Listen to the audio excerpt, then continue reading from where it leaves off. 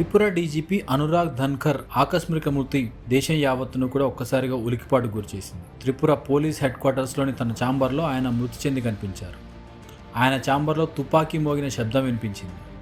లోపలికి వెళ్ళి చూసేసరికి ఆయన స్పృహ కోల్పోయి రక్తం ఓడుతూ కనిపించారు. వెంటనే ఆయన ఆసుపత్రికి తీసుకెళ్లగా అప్పటికే ఆయన మృతి చెందినట్టుగా డాక్టర్లు నిర్ధారించారు.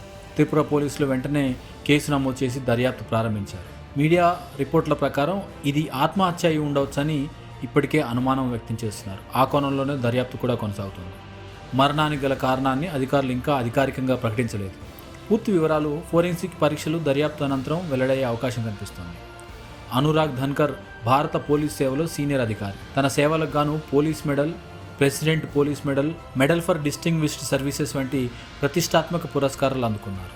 ఆయన ఆకస్మిక మరణం పోలీస్ వర్గాల్లో మాత్రమే కాదు, దేశం యావత్తు కూడా తీవ్ర విషాదాన్ని నిలిపింది.